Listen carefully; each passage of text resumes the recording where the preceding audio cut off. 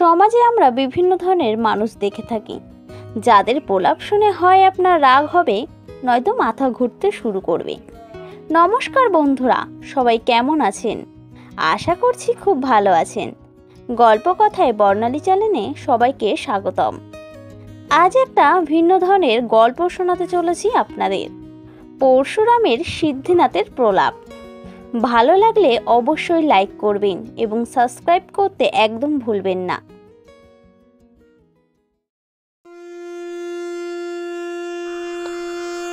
সন্ধ্যা 7:30টার সময় পাশের বাড়িতে পোঁ করে শাঁখ বেজে উঠল। সিদ্ধিনাথবাবু দীর্ঘ নিঃশ্বাস ফেলে বললেন, হ্যাঁ, আর একটা বেকারের আগমন হলো। গৃহস্বামী গোপাল মুখুজ্জে বললেন, সিধু, তুমি দিন দিন দুর্মুখ হচ্ছ। কত হোমযজ্ঞ করে মানত করে বুড়ো বয়সে মল্লিক মশাই একটা বংশধর লাভ করলেন। প্রতিবেশীর সৌভাগ্যে আমাদের সকলেরই খুশি হওয়ার কথা, আর তুমি ধরে নিচ্ছ যে ছেলেটি বেকার হবে। আবার একটা দীর্ঘশ্বাস ফেলে সিদ্ধিনাথ বললেন, দেশবাসীর আতপেটা অন্নে আর একজন ভাগিদার জুটল। ঘরে 4 জন আছেন। গোপালবাবু উকিল, বয়স ওই 40, বেশ পসার করেছেন। সিদ্ধিনাথ তার সমবয়সী বাল্যবন্ধু। গোপালবাবুর বাড়ির পিছনেই তার বাড়ি। পূর্বে সরকারি কলেজে প্রফেসরি করতেন, বিদ্যার খ্যাতিও ছিল, কিন্তু মাথা খারাপ হয়ে যাওয়ায় চাকরি গেছে। এখন আগের চাইতে অনেক ভালো আছেন, কিন্তু মাথার গোলমাল সম্পূর্ণ দূর হয়নি। সামান্য পেনশনে এবং বাড়িতে 2-4টে ছাত্র পড়িয়ে কোনো রকমে সংসার চালান। তৃতীয় লোকটি রমেশ ডাক্তার, বয়স ওই 30, কাছেই বাড়ি। সম্প্রতি গোপালবাবুর শালী অসিতার সঙ্গে বিয়ে হয়েছে। রমেশ তার স্ত্রীর সঙ্গে রোজ এই সান্ধ্য আড্ডায় আসে, আজও দুজনে এসেছে। অসিতা সিদ্ধিনাথের কাছেই পড়েছে, তাকে শ্রদ্ধাও করে। সবিনয়ে বললে, স্যার, মল্লিক মশাইয়ের ছেলে বেকার হতে যাবে কেন? পৈতৃক ব্যবসাতে ভালো রোজগার তো করতে পারে। পরের অন্যেই বা ভাগ পড়বে কেন? তার বাপের তো অভাব নেই। সিদ্ধিনাথ বললেন, মল্লিকের ছেলে হাইকোর্টের জজ হতে পারে, জওহরলাল বা বিড়লা আর ডালমিয়া হতে পারে, বহু লোককে অন্নদানও করতে পারে, কিন্তু আমি শুধু তাকে উদ্দেশ্য করে বলিনি। যারা জন্মাচ্ছে তাদের অধিকাংশেই যে এই দশা হবে তাই ভেবে বলেছি। গোপালবাবু বললেন, দেখ সিধু, আমরা তোর মতন পণ্ডিত নই, কিন্তু এইটুকু জানি, দেশে যে খাদ্য জন্মায় তাতে সকলের কুলায় না, আর লোক সংখ্যাও অত্যন্ত বেড়ে গেছে। এর প্রতিকার অবশ্যই করতে হবে, তার চেষ্টাও হচ্ছে, কিন্তু হতাশ হওয়ার কোনো কারণ নেই। যিনি জীবের সৃষ্টিকর্তা তিনিই রক্ষাকর্তা এবং অন্নদাতা। সৃষ্টিকর্তা সবসময় রক্ষা করেন না, আহারও দেন না। 50-60 বছর আগে ওসব মোলায়েম কথা বলা চলতো, যখন দেশভাগ হয়নি, লোক সংখ্যাও অনেক কম ছিল। তখন এক কবি সুজলাং সুফলং শস্য শ্যামলং বলে জন্মভূমির বন্দনা করেছিলেন, আর এক কবি গেয়েছিলেন, চিরকল্যাণময়ী তুমি ধন্য, দেশ বিদেশে বিতরিছ অন্ন। এখন দেশ বিদেশ থেকে অন্ন আমদানি করতে হচ্ছে। গোপাল বললে, সরকার ফসল বাড়াবার যে পরিকল্পনা করেছেন তাতে 1 বছরের মধ্যেই আমরা নিজেদের খাদ্য উৎপাদন করতে পারবো। সিদ্ধার্থ বললে, হ্যাঁ, যদি কর্তাদের উপদেশ অনুসারে চাল আটার বদলে ট্যাপিওকা, রাঙা আলু আর মহামূল্য ফল খেয়ে পেট ভরাতে পারো, যদি ঘাস হজম করতে শেখো, আসল দুধের বদলে সয়াবিন আর চিনে বাদাম গোলা জলে তুষ্ট হও, যদি উপসী বিড়ালের মতো মাছের অভাবে আরশোলা টিকটিকি খেতে পারো, তবে আরো চটপট স্বয়ম্বর হতে পারবে। গোপাল বললে, শুনেছি দক্ষিণ আমেরিকাতে দুগ্ধ তরু আসছে, যা পয়স্বিনী গাভীর মতন দুগ্ধকরণ করে। সিদ্ধিনাথ বললে, আরে কত কি শুনবে, রাশিয়া থেকে এক্সপার্ট আসবেন, যিনি ব্যাংক থেকে রুই কাতলা তৈরি করবেন। শোনো গোপাল, কর্তারা যতই বলুন, লোক না কমালে খাদ্যাভাব যাবে না। রমেশ ডাক্তার লাজুক লোক, পত্নীর ভূতপূর্ব শিক্ষককে একটু ভয়ও করে। আস্তে আস্তে বললে, আমার মতে জনসাধারণকে বার্থ কন্ট্রোল শেখাবার জন্য হাজার হাজার ক্লিনিক খোলা দরকার। সিদ্ধিনাথ বললে, তাতে ছাই হবে। শিক্ষিত অবস্থাপন্ন লোকেদের মধ্যে কিছু ফল হতে পারে, কিন্তু আর সকলেই বিপরা বংশবৃদ্ধি করতে থাকবে। যত দুর্দশা বাড়বে ততই মা ষষ্ঠীর দয়া হবে। কেল্টে ভুলটু বুঁচি পেঁচিদের ঘর ভরে যাবে। বহুকাল পূর্বেই হার্বার্ট স্পেন্সার আবিষ্কার করেছিলেন যে যারা ভালো খায় তাদের সন্তান অল্প হয়, যাদের অন্নাভাব তাদেরই বংশবৃদ্ধি বেশি। গোপাল বললে, তা তুমি কি করতে বলো? সিদ্ধিনাথ বললে, প্রাচীনকালে গ্রীসের স্পার্টা প্রদেশে কি প্রথা ছিল জানো? সন্তান ভূমিষ্ঠ হলেই তার বাপ তাকে একটা চাঙাড়িতে শুইয়ে পাহাড়ের উপর রেখে আসতো।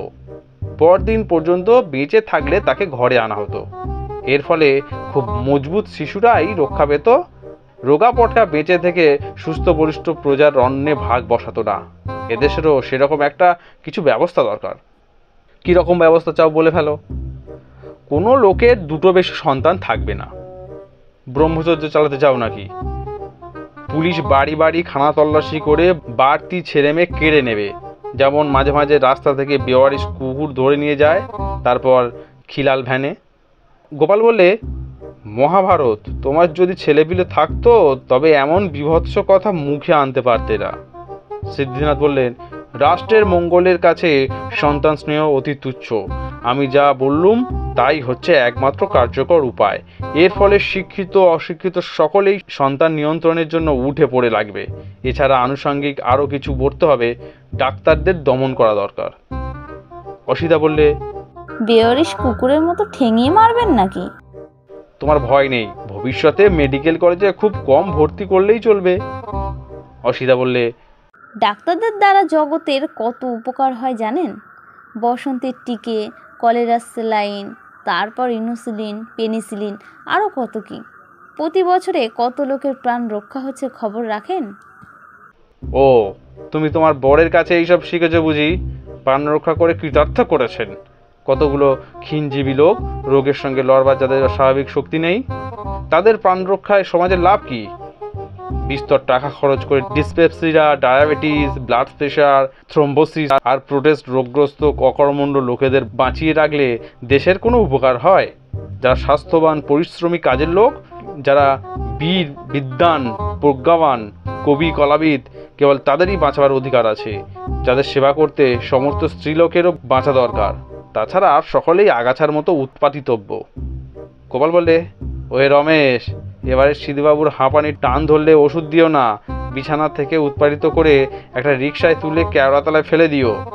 সিদ্ধিনাথ বললে, আমার কথা আলাদা, বেঁচে থাকলে জগতের ভালো।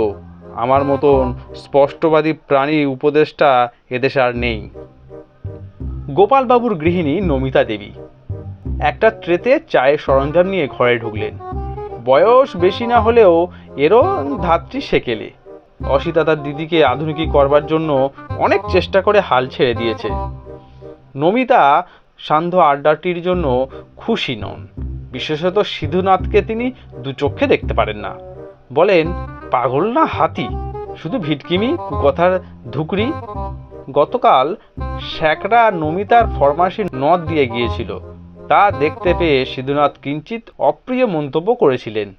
তারই শোধ তোলবার জন্য আজ নমিতা যুদ্ধের সাজে দর্শন দিলেন। নাকে নথ, কানে মাকড়ি, গলার চিক, হাতে অনন্ত আর বালা, কোমরে গোট।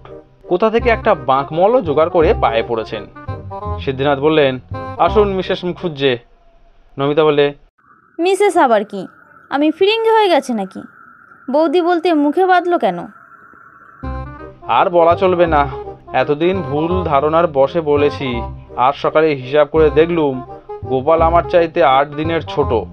যদি অনুমতি দেন তো এখন থেকে বৌমা বলতে পারি। নমিতা বললে, বেশ, তাই না হয় বলবেন। বৌমা একটু সামনে দাঁড়াও তো। নমিতা কোমরে হাত দিয়ে বীরাঙ্গনার মতো সগড় বেয়ে দাঁড়ালেন। সিদ্ধিনাথ 1 মিনিট নিরীক্ষণ করে চোখ বুঝলেন। নমিতা বললেন, চোখ ঝলসে গেল নাকি? উফ, আমি এখন ধ্যানস্থ। 20,000 বছর পূর্বে ব্যাপার মানস নেত্রে দেখতে পাচ্ছি। মানুষ তখন বন্য গুহায় বাস করে, পাথর আর হাড়ের অস্ত্র দিয়ে শিকার করে। জনসংখ্যা খুব কম, গৃহিণী সহজে জোটে না, জবরদস্তি করে ধরে আনতে হয়। দেখছি একটা সন্ডামার্কা ল্যাংটো পুরুষ। আমাদের গোপালের সঙ্গে একটু আদল আছে, কিন্তু মুখে দাড়ি গোঁফের জঙ্গল, মাথায় জটা পড়া চুল, হাতে একটা হাড়ের ডান্ডা। সে বউ খুঁজতে বেরিয়েছে। নদীর ধারে একটা মেয়ে গুগলি কুড়োচ্ছে। এই বৌমার সঙ্গে একটু মিল আছে। পুরুষটা কোনো প্রেমের কথা বললে না, উপহার দিলে না, খোসামতো করলে না, এসে ধাঁই করে এক ঘা লাগালে। মেয়েটা মুখ থুবড়ে পড়লো, কপাল ফেটে রক্ত পড়তে লাগলো। তারপর তাকে কাঁধে তুলে নিয়ে লোকটা নিজের আস্তানায় এলো এবং নাকে বেতের আংটি পরিয়ে তাকে দড়ি লাগিয়ে একটা খুঁটির সঙ্গে বেঁধে দিলে, যেমন বলদকে বাঁধা হয়। তবু মেয়েটা পালাবার চেষ্টা করছে দেখে তার পায়ের পাতা চিরে রক্তাক্ত করলে, দোকান ফুঁড়ে কড়া পরিয়ে দিলে, গলায় হাতে কোমরে আর পায়ে চামড়ার বেড়ি লাগিয়ে খুঁটির সঙ্গে বেঁধে ফেললে। এইরকম আষ্টে পৃষ্ঠে বন্ধনের পর ক্রমে ক্রমে মেয়েটা পোষ মারল, স্বামীর উপর ভালোবাসাও হলো। অল্পকালের মধ্যে সকল মেয়েরই ধারণা হলো যে নির্যাতনের চিহ্নই হচ্ছে অলংকার আর সৌভাগ্যবতীর লক্ষণ। তারপর হাজার হাজার বছর কেটে গেল, ঘরে বউ আনা সহজ হলো, সোনার উপর গহনার চলন হলো, কিন্তু প্রসাধনের রীতি আর গহনার ছাদে আদিম বর্বরতার ছাপ রয়ে গেল। সেকালে যা কপালে রক্ত ছিল তা হলো সিঁদুর, পায়ের রক্ত হলো আলতা। পূর্বে যা বউ বাঁধবার আংটা করা আর বেড়ি ছিল, পরে তার নথ মাগড়ি হার বালা গোট আর মলে পরিবর্তিত হলো। সংস্কৃতে নাথের একটি অর্থ বলদের নাকের দড়ি, তা থেকেই নথ আর নথি শব্দ এসেছে। আজকালকার যা শৌখিন গহনা তাতেও বর্বর যুগের ছাপ আছে। বোমা, জন্মান্তরের ইতিহাস শুনে চটে গেলে নাকি? তোমার বাপ মা নিশ্চয়ই সব জানতেন, তাই সার্থক নাম রেখেছে নমিতা, অর্থাৎ যাকে নোয়ানো হয়েছে। নমিতা বললেন, আপনার বাপ মাও সার্থক নাম রেখেছিলেন। সিদ্ধিনাথের বদলে গাঁজানাথ হলে আরো ঠিক হতো। এখানে যা সব বললেন বাড়ি গিয়ে গিন্নির কাছে বলুন না, মজা টের পাবেন। এই বলে নমিতা চলে গেলেন। গোপালবাবু বললেন, ওই সিদ্ধিনাথ, বক্তৃতার চোটে আমার গিন্নিকে তো ঘর থেকে তাড়ালে, এইবার শাড়িটাকে একটা লেকচার দাও, ছাত্রী বলে দয়া করো না। সিদ্ধিনাথ অসিতার দিকে চেয়ে বললেন, হাত দুটো এমন করে ঘোরাচ্ছ কেন? ঘোরাচ্ছি আবার কোথায়? দেখছেন না একটা মাফলার বুনছি আপনারই জন্য। কথাটা পুরোপুরি সত্য নয়, হাত সুসুর করছে বলেই বুনছো। আমাকে দেবে সে একটা উপলক্ষ মাত্র। লেশ, পশম বোনা, চরকা কাটা, মালা জপা, বাঁয়া তবলায় চাঁটি লাগানো, গল্প কবিতা লেখা, ছবি আঁকা, ইয়ো ঘোরানো, এসবের কারণ একই। দরকারি জিনিস তৈরি করছি, দেশের মঙ্গল করছি, ভগবানের নাম করছি, কলা চর্চা করছি, সাহিত্য রচনা করছি, এসব ছুতো মাত্র। আসল কারণ হলো সুরসুর করছে। এই সমস্ত কাজের মধ্যে ইয়ো ঘোরানোর নির্দোষ, কোনো ছল নেই, শুধুই খেলা। পাশের ঘর থেকে নমিতা বললে, মাফলারটা খবরদার ওকে দিসনি অসিতা, বিশ্ব নিন্দুক নিমখারাম লোক। আমার চেয়ে যোগ্য পাত্র পাবে কোথা? আমার যদি ঠান্ডা না লাগে, হাঁপানির যদি না বাড়ে, তবে সকল লোকেরই লাভ। অসিতাও এই ভেবে কৃতার্থ হবে যে একজন অসাধারণ গুণী লোকের জন্য সে মাফলার বুনেছে। গোপাল বললে, ওসব বাজে কথা রাখো। নমিতাকে দেখে তো পুরোকালের ইতিহাস আবিষ্কারও করে ফেললে, এখন অসিতাকে দেখে কি মনে হয় বলো? সিদ্ধিনাথ নিজের মনে বলে যেতে লাগলেন, হাজার হাজার বৎসরেও মেয়েরা সাজতে শিখল না, কেবল ফ্যাশনের অন্ধ নকল। ঠোঁটে রং দেওয়ার ফ্যাশনটাই ধরো। যারা চম্পক গৌরী অল্প বয়সী তাদেরই বিম্বধার মানায়, সাদা বা কালোকে বা বুড়িকে মানায় না। আজ বিকেলে চৌরঙ্গি রোডে দুটি অদ্ভুত প্রাণী দেখেছি। একজন বুড়ি মেম, চুল পেকে সনের ঝুড়ি হয়ে গেছে আর গাল তুবড়ে চামড়া কুঁচকে গেছে, তবু ঠোঁটে রগরগে লাল রং লাগিয়েছে, দেখাচ্ছে যেন তারকা রাক্ষসী, সদ্য ঋষি খেয়েছে। আর একজন বাঙালি যুবতী, বেশ মোটা, অসিতার চাইতেও কালো, সেও ঠোঁটে লাল রং দিয়েছে। কেমন দেখাচ্ছে? সিদ্ধিনাথ বললে, যেন ভাল্লুকে রাঙা আলু খাচ্ছে। স্যার, আমি কখনো ঠোঁটে রং লাগাই না। সিদ্ধিনাথ বললে, তোমার বুদ্ধি আছে, আমার ছাত্রী তো। কালো মেয়ের যদি অদর চর্চা করার শখ হয় তবে ঠোঁটে সোনালি তবক এঁটে দিলেই পারে, দামি পানের খিলির উপর যা থাকে। কি ভয়ানক! ভয়ানক কেন? মা কালীর যদি সোনার চোখ আর সোনার জিভ মানায়, তবে কালো মেয়ের সোনালি ঠোঁট নিশ্চয় মানাবে। তুমি পরীক্ষা করে দেখতে পারো। কি যে বলেন আপনি! অর্থাৎ নতুন ফ্যাশন চালাবার সাহস তোমার নেই, কিন্তু সিনেমার অমুক দেবী বা অমুক স্ত্রীর কন্যা যদি ঠোঁটে সোনালি তবক আঁটে, তবে তোমরাও আঁটবে। আচ্ছা ডাক্তার বাবাজি, তুমি এই কালো মেয়েটাকে বিয়ে করলে কেন? রমেশ তার লজ্জা দমন করে বললে, কালো তো নয়, উজ্জ্বল শ্যামবর্ণ। সিদ্ধিনাথ বললে, ডাক্তার তুমি চশমা বদলাও, তোমার বউ মোটেই উজ্জ্বল নয়, দস্তুর মতো কালো। কালোকেই আর লোক আদর করে শ্যামবর্ণ বলে। তবে হ্যাঁ, তেল মেখে চুকচুকে হলে উজ্জ্বল বলা যেতে পারে। অসিতা বললেন, জানেন, একটি খুব ফর্সা সুন্দরী মেয়ের সঙ্গে ওর সম্বন্ধ হয়েছিল, কিন্তু তাকে ছেড়ে আমাকেই পছন্দ করলেন। শুনে খুশি হলুম। ডাক্তারের আর্টিস্ট বুদ্ধি আছে। গৌরবর্ণের উপর লোকের ঝোঁক একটা মস্ত কুসংস্কার, স্নোবাড়িও বটে। লোকে কি শুধু সাদা কুকুর, সাদা গরু, সাদা ঘোড়া পোষে? মার্বেলের মূর্তির চাইতে কোষ্টি পাথর আর ব্রোঞ্জের মূর্তির আদর বেশি। কেন? প্রাচ্য দেশবাসী খুব ফর্সা হলে কুশ্রী দেখায়, গায়ের রং আর কালো চুলের কন্ট্রাস্ট দৃষ্টিকটু হয়। তার চাইতে কুচকুচে কালো রং বরং ভালো, যদিও চোখ আর দাঁত বেশি প্রকট হয়। আমাদের অসুবিধা হচ্ছে কপিলা গায়ের মতো সুন্দরী। গায়ে আরশোলা বসলে টের পাওয়া যায় না, কিন্তু ডিও পিঁপড়ে বসলে বোঝা যায়। গোপাল বললে, অসিতার ভাগ্য ভালো, অল্পেই রেহাই পেয়েছে, আবার সুন্দরীর সার্টিফিকেটও আদায় করেছে। দূর থেকে একটা কাঁঠির খ্যানখ্যানে আওয়াজ এলো। সিদ্ধিনাথ চমকে উঠলেন। নমিতা ঘরে এসে বললেন, শুনতে পাচ্ছেন না? যান যান, দৌড়ে যান, নইলে গিন্নি আপনার দফা সারবে। সিদ্ধিনাথের পত্নী রান্না হয়ে গেলেই স্বামীকে ডাকবার জন্য ভাঙা কাঁসি বাজান। সিদ্ধিনাথ তার মুখরা গৃহিণীকে ভয় করেন। বিনা বাক্যবায়ে হনন করে বাড়ির দিকে চললেন।